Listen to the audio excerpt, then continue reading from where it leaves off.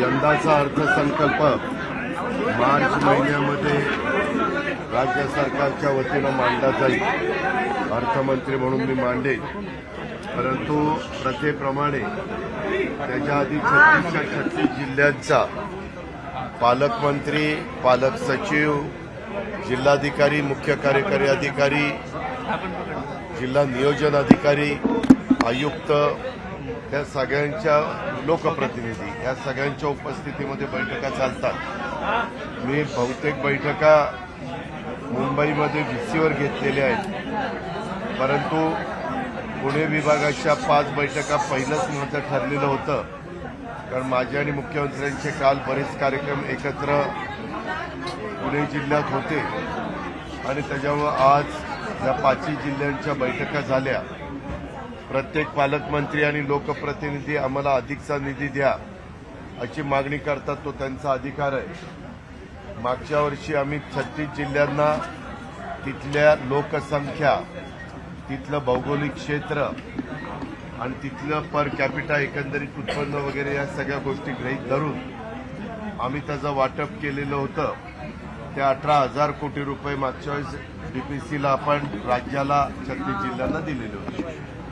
त्यावेळेस माझा प्रयत्न त्यापेक्षा जास्त रक्कम देण्याचा आहे, परंतु अंतिम रक्कम मी मुख्यमंत्री महोदयांशी चर्चा करून ती ठरवीन आणि या सगळ्यांना सांगितलेलं आहे की मागच्या वेळेस दिलं त्याच्यापेक्षा अधिकचा निधी देण्याचा प्रयत्न आम्ही लोक निश्चितपणे करू, अशा प्रकारचा खात्री मी या सर्व सहकाऱ्यांना दिलेली आहे. आज या 5 जिल्ह्यांच्या मिटिंगला धरूनच कुकडी प्रकल्पाच्या उपसा सिंचन योजनेच्या कामाच्या संदर्भामध्ये दिलीप वळसे पाटील साहेब, शिवाजीराव पाटील आणि काही मान्यवरांनी वेळ मागितली होती, मिटिंग मागितली होती, त्याचा पण आढावा घेतला आणि त्याचबरोबर श्री क्षेत्र भीमाशंकर तीर्थक्षेत्र विकास आराखडा त्याचा आढावा बैठक घ्यायची होती. ती पण आढावा बैठक माझ्या उपस्थितीमध्ये झाली. आमच्या जिल्ह्याचे पण आपल्या पुणे जिल्ह्याचे अनेक जण उपस्थित होते, त्यांनी पण वेगवेगळ्या प्रकारे त्यांची मतं मांडलेली आहेत. अशा प्रकारे आपण या जिल्हा वार्षिक योजनेच्या मीटिंग संपवलेल्या आहेत. पण अजून माझी नाशिक जिल्ह्यातले 5 नाशिक विभागातले नाशिक, जळगाव, धुळे, नंदुरबार आणि अहमदनगर हे 5 त्या ठिकाणी राहिलेले आहेत आणि थोडेसे विदर्भातले नाही, कोकणातले राहिलेले. मराठवाडा संपूर्ण झाला, विदर्भ संपूर्ण झाला, पश्चिम महाराष्ट्र संपूर्ण झाला आणि कोकणातले तेवढे काही राहिलेले आहेत. तर ते मी सोमवार मंगळवारी माझे ते सगळे आढावा बैठका संपतील.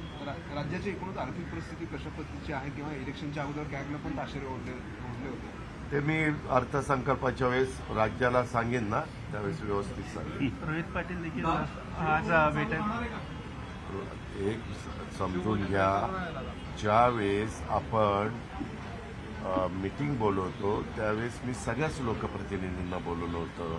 आता ते आमदार असल्यावर येणार ना, जे आमदार होते, ज्यांना शक्य होतं ते आमदार आले. मंत्र्यांना तर बोलवलंच होतं. मंत्री सगळे आपल्या सातारा जिल्ह्यातले 4च्या 4 मंत्री हजर होते, पण आमदार पण बऱ्याचशा भागातले हजर होते आणि त्यांचे आपण चर्चा करतो. शेवटी ते लोकप्रतिनिधी आहेत. एक तर आमच्या जिल्हा वार्षिक योजनेच्या स्थानिक स्वराज्य संस्थांच्या निवडणुका न झाल्यामुळे त्यांचे प्रतिनिधी जे असतात, अध्यक्ष, जिल्हा परिषद किंवा बाकीचे पदाधिकारी, ते येऊ शकत नाही. तर किमान लोकप्रतिनिधींना बोलवलं तर ते त्यांच्या भागातले काही अडचणी, प्रश्न मांडू शकतात, काय त्यांच्या मनामध्ये ते त्या ठिकाणी सांगू शकतात. कारण शेवटी ही प्लॅनिंगची मीटिंग आहे. वित्त विभागाचा पैसा देण्याचं काम, नियोजन विभागाचं प्लॅनिंग करण्याचं काम आणि त्या प्लॅनिंगच्या बद्दल ACS देवरा पण होते आणि काही भागातले पालक सचिव हे पण ह्याच्यावर व्हीसीवर उपलब्ध होते. गेल्या 13 महिने एक मिनिट दादा गेल्या आपले मंत्री धनंजय मुंडे यांच्यावरती काल जे आरोप झाले प्रामुख्यानं लिक्विड खत खरेदीच्या संदर्भातले अंजली दमानिया यांनी केलेले आहे. आता त्यावरून आणखी पुन्हा एकदा धनंजय मुंडे जे आहेत अडचणीत येत आहेत. तुम्हाला काय वाटतं किंवा त्याच्यावर त्याच्या संदर्भातले पुरावे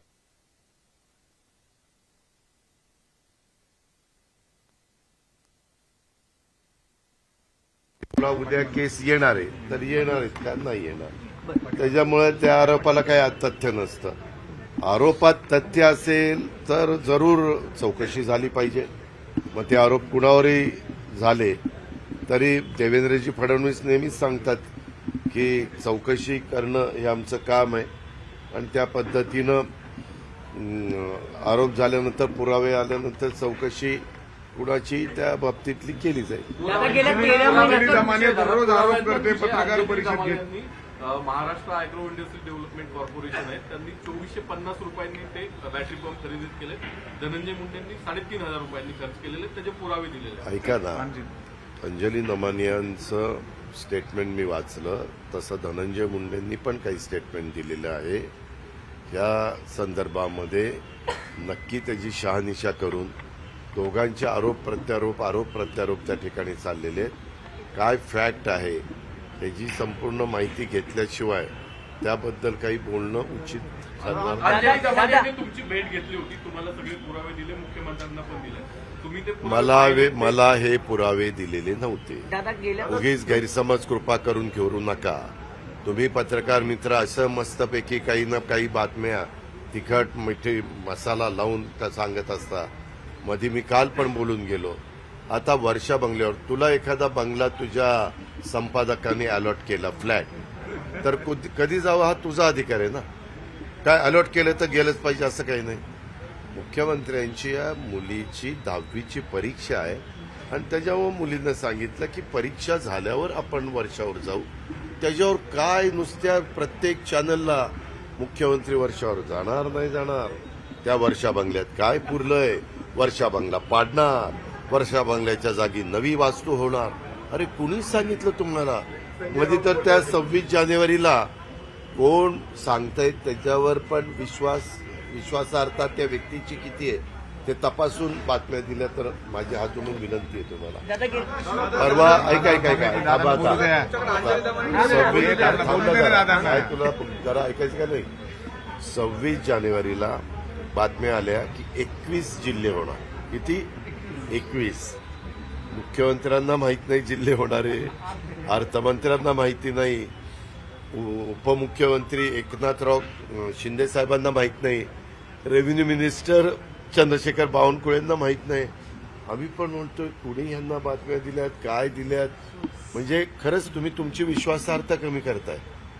लोकांचा विश्वास आता मी तर हेच सांगणार आहे की बघा या बातम्या खऱ्या आहेत का. कुठं चर्चा पण नाही हो तरी बातम्या त्या ठिकाणी देतात. आणि आता सांगितलं ना माझ्या बातम्यांवर जरा विश्वास ठेवायचा. त्यामध्ये तुम्ही आता जे सांगितलं अंजली दमानिया ताईंनी मला जी माहिती दिली ती मुख्यमंत्र्यांना दिलेलीच माहिती मला दिली. कारण ती माहिती घेतल्यानंतर मी त्याची सगळी पाहिली आणि त्याबद्दल माझं मुख्यमंत्र्यांशी नंतर बोलणं झालं. ते म्हणले दादा हीच माहिती त्यांनी मला दिली. आता जर राज्याच्या प्रमुखांना जी माहिती दिली तीच माझ्याकडे आल्यानंतर मी त्यांना सांगितलं की ह्याच्या संदर्भातलं काय करायचं त्याबद्दल शेवटी राज्याचे प्रमुख यांना त्याने आपण ठरवा असं. दादा पुणे शहरात गेल्या 13 महिन्याचा डेटा काढलाय. त्याच्यामध्ये जवळपास 93 ठिकाणी गाड्यांची तोडफोड झाली आहे, 17 ठिकाणी कोयत्याने हल्ले. काल तू माझं भाषण ऐकलं? हो ऐकलं दादा. मग काल मी स्वतः राज्याच्या प्रमुखांच्या बद्दल समोर काल येरवड्याला त्याच्या आधी बिबवेवाडीला झालेला उल्लेख सगळा केला. मी सगळ्यांना त्याच्यावर सीएम साहेबांनी पण कडक शब्दामध्ये ज्या काही सूचना करायच्या त्या केल्या. आम्ही ते खपवून घेणार नाही. आम्ही तुम्हाला गाड्या देतोय. आत्ता पण रेल्वे पोलीसचे अधिकारी आलेले होते. त्यांनी मला सांगितलं की आम्हाला 2 गाड्या पाहिजेत. मी ताबडतोब त्या मंजूर केल्या. शेवटी पोलिसांच्याकडनं ज्यावेळेस आपण अपेक्षा करतो की त्यांनी कायदा सुव्यवस्था चांगला ठेवावा, त्यांनी या वेडेवाकडं वागणाऱ्यांचा बंदोबस्त करावा, त्यावेळेस आपण पण त्यांना सगळ्या गोष्टी तिथे दिल्या पाहिजे.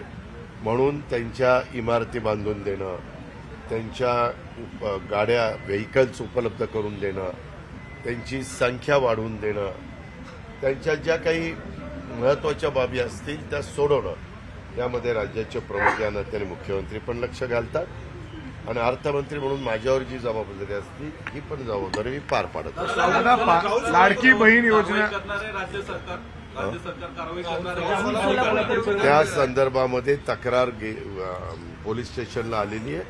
पोलीस स्टेशन त्याबद्दलची चौकशी करेल आणि त्या चौकशीमध्ये त्यांनी जे काही वक्तव्य केले ते तर युगपुरुष छत्रपती शिवाजी महाराजांच्या बद्दल बोलणं हे तर पुन्हा कधी महाराष्ट्र खपवून घेणार नाही.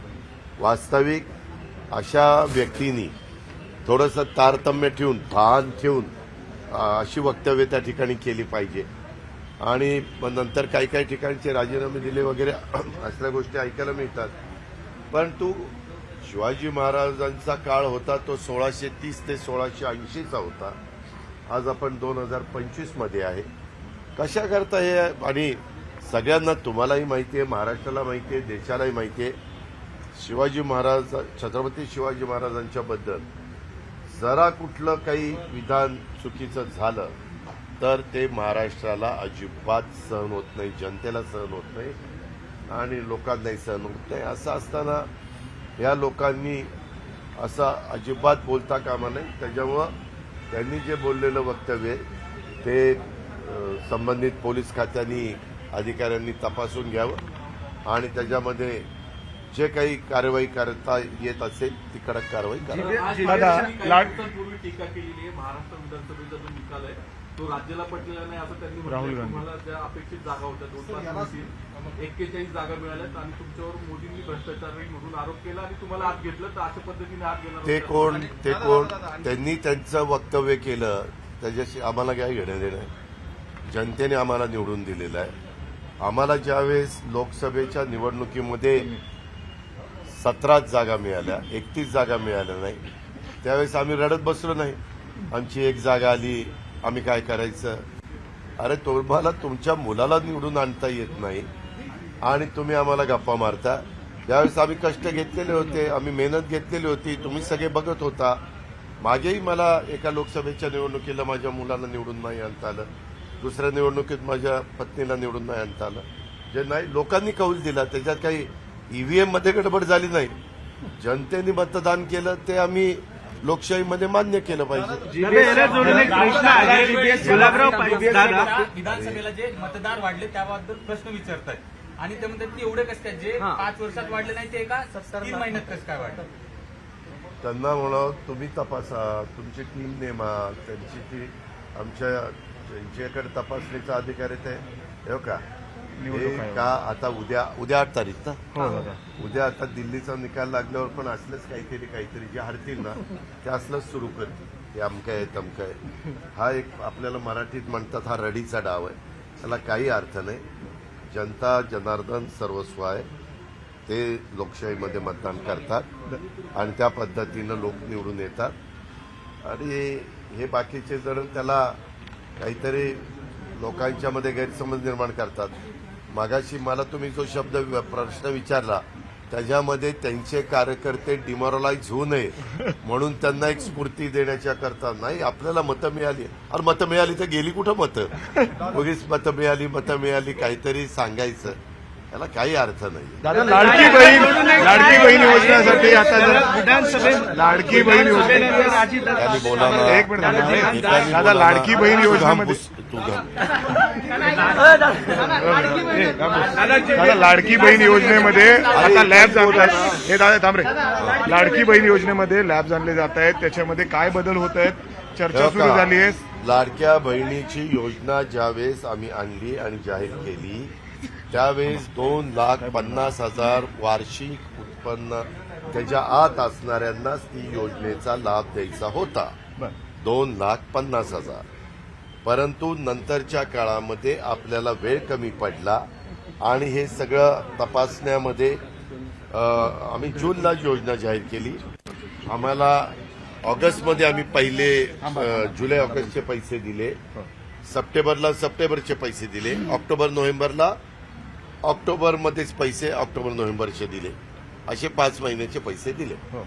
ते पैसे देत असताना ते बारकाईनं सगळं नियम तपासायला वेळ मिळायला पाहिजे होता, तेवढा दुर्दैवाने मिळाला नाही.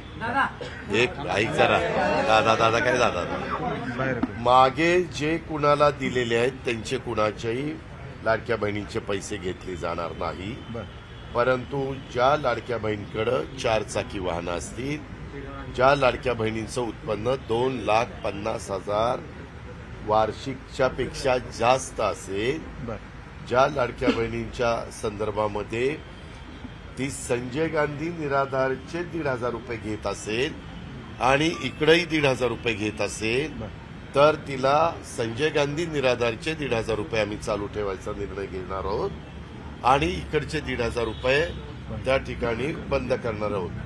लाभ देताना कुठल्या तरी एका योजनेचा लाभ लाभार्थ्यांनी घ्यावा अशी शासनाची भूमिका पहिल्यापासूनच राहिलेली आहे. दादा ही स्क्रुटिनी सुरू झाली का? बाबा नाही दादा त्याच्यामध्ये केंद्र सरकारने 500 रुपये महिना हा आमच्या शेतकऱ्यांना सुरू केला, म्हणजे 6,000 रुपये वर्षाला. तशाच प्रकारची योजना राज्य सरकारची पण आणली, 6,000 रुपये वर्षाला म्हणजे 500 रुपये महिना. ती मात्र केंद्राची वेगळी योजना आहे, राज्याची वेगळी योजना आहे. असे 6,000-12,000 रुपये आमच्या शेतकऱ्याला त्या ठिकाणी मिळतात. परंतु राज्याच्या ज्या श्रावणबाळ योजना असेल किंवा राज्याची संजय गांधी निराधार योजना असेल, राज्याची लाडकी बहिणीची योजना असेल किंवा इतर अनेक योजना असतील, त्याच्यामध्ये एकच लाभ त्या लाभार्थ्यांनी घ्यावा. दादा स्क्रुटिनी सुरू झाली का? दादा ही स्क्रुटिनी लाडक्या बहीण योजनेमध्ये आम्ही हे सगळं आधार कार्डची लिंकअप त्या ठिकाणी करतोय आणि आधार कार्डची लिंकअप करून त्याबद्दल पुढची कारवाई करतोय. कारण मध्ये तुम्हीच पेपर बातम्या दिल्या होत्या, 3 बांगलादेशीय महिलांना लाडक्या बहिणीचे लाभ मिळाला, असं कुठलंही राहू नये म्हणून हा सगळा आपण प्रयत्न करतो. पुढचा जो हप्ता आहे तो हे फिल्टर करून मिळेल का आता, का त्याच्यामध्ये कसं असणार? आम्ही ते ठरवू. आम्ही त्याबद्दल अजून निर्णय घेतला नाही. किती लोक साधारण कमी होतील यातून? तो आमचा अधिकार आहे, तो आम्ही ठरवू. जीबीएसच्या बाबतीत काही आरो प्लांट बंद करण्यात आले, काही महानगरपालिका जीबीएस आधाराच्या बाबतीत जे आरो प्लांट होते आपल्या इथं, दादा काही आरो प्लांट आहे, आरो प्लांट जे होते त्याच्यावर कारवाई केली. पाणी फिल्ट्रेशनचे जे आरो प्लांट आहे दादा, त्याच्यामध्ये देखील दूषित पाणी आढळलेलं पाणी आहे. येतं धरणाच्या बाजूच्या काही आज ऐक जरा, आज त्याच्याबद्दल ती 5-6 गावं आहेत. बरं झालं प्रश्न विचारला. त्या 5-6 गावांच्या करता 500 कोटी रुपयाची योजना केलेली आहे. त्याच्यामध्ये 250 कोटी राज्य सरकारने द्यायचे आणि 250 कोटी पुणे महानगरपालिकेने घालायचे, अशा पद्धतीनं आम्ही तो निर्णय घेतलेला आहे. कारण अमृतमध्ये तो प्रस्ताव आपण दिल्लीला पाठवलेला होता, परंतु तो काही त्याच्यामध्ये मंजूर झालेला नाही. पण आपल्या नागरिकांना स्वच्छ चांगलं पाणी मिळवून देणं हे महानगरपालिकेचं काम आहे, तसं राज्य सरकारचं पण काम आहे. म्हणून राज्य सरकार आणि महानगरपालिका पुणे हे दोघं मिळून हे करतायत. दुसरं, अरे थांब रे जरा, तू माझं ऐकून घेतोस का? तू लिहून ठेव, पॉइंट लिहून ठेव. माझं बोलणं झालं. मला तुम्हाला सगळ्यांना सांगायचंय, तुमच्या मार्फत माझ्या पुणे जिल्ह्याला सांगायचंय, दोन्ही कॉर्पोरेशनला सांगायचंय, आपण पीएमटी पीसीएमटी एकत्र करून पीएमपीएमएल कंपनी काढली. 60% पुण्याचे आणि 45% पिंपरी चिंचवडचे.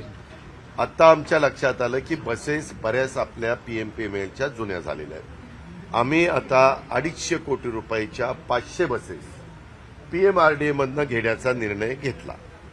आज तोही निर्णय घेतला आणि 500 बसेस महानगरपालिका पुणे आणि महानगरपालिका पिंपरी चिंचवड यांनी घ्यायच्या.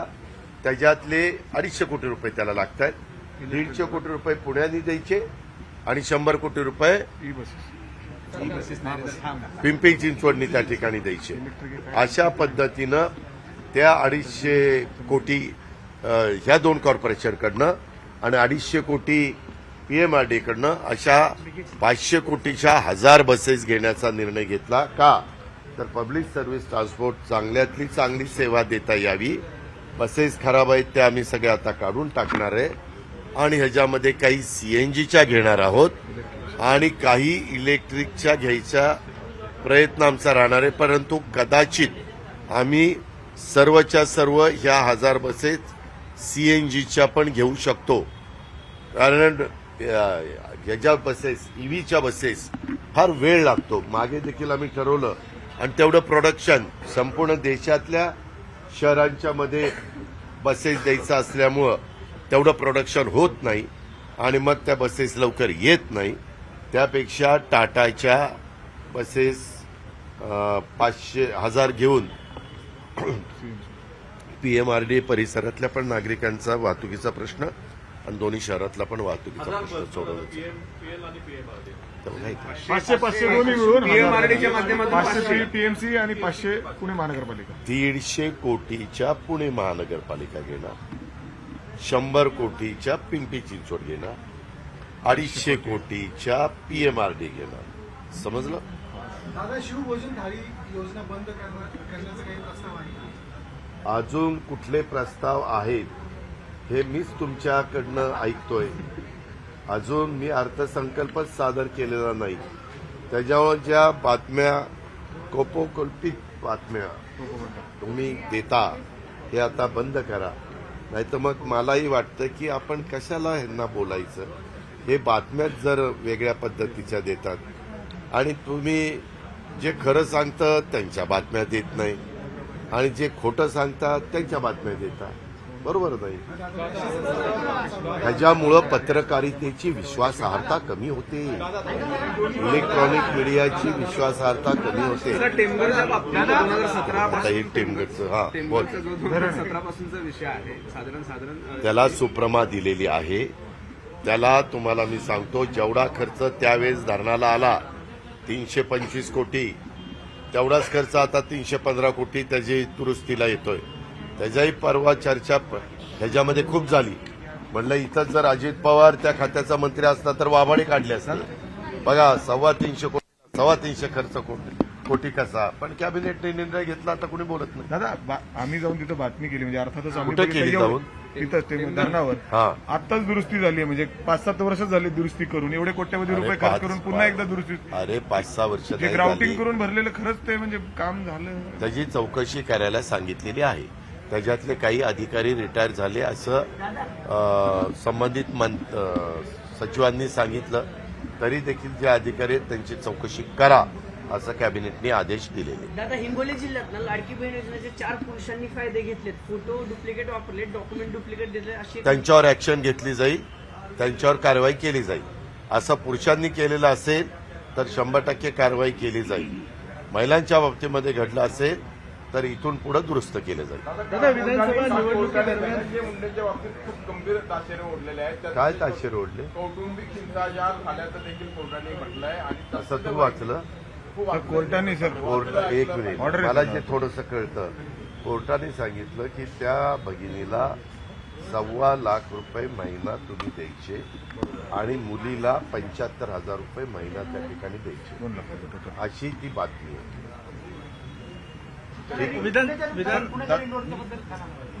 पुण्याच्या रिंग रोडचं जसं काल मुख्यमंत्र्यांनी येऊन अनेक महत्वाच्या 730 कोटी रुपयाच्या कामांची भूमिपूजन केली, तशा पद्धतीनं पुण्याचा पण रिंग रोडची तारीख ते देतील. त्यावेळेस त्याचं भूमिपूजन करून 10 वेगवेगळी टेंडर त्याची काढलेली आहेत. त्याचं काम सुरू होईल. विधानसभा निवडणुकीचे भूखंड खासगी बिल्डरांना कुठे त्या संदर्भात आज आंदोलन कुठे कुठे हा मला ऐका मला आता कलेक्टर नव्हते त्यावेळेस. मी कलेक्टर कुठे गेले तर कलेक्टरनी आल्यावर सांगितलं एक मोर्चा आलेला होता, त्यांनी त्या भूखंडाच्या बद्दलचा प्रश्न निर्माण केलेला होता. ते दोघा बिल्डरना कुणाला दिला गेलेला आहे म्हणून त्याची माहिती नक्की काय आहे ती काढायला मी सांगितलं. मोबाईल हॉटेल कंपाऊंडचा विषय, ती पण 3 एकर जागा आहे शासनाची आहे. ती काल शासकीय बंदोबस्तात, पोलीस बंदोबस्तात खासगी बिल्डरला ताबा देण्यात आला. कुठली? बन गार्डनच्या तिथं दादा समोर जागा आहे. प्रॉपर्टी आहे, एनिमी प्रॉपर्टी जी असते. मला माहित नाही, मी चौकशी करी. जे चुकीचं झालं असेल त्याबद्दल चौकशी केली जाईल आणि चुकीचं दुरुस्त केलं जाईल. चुकीचं केलं म्हणजे ज्यांनी कोणी काही केलं त्याच्यावर कारवाईचाही विचार केला जाईल.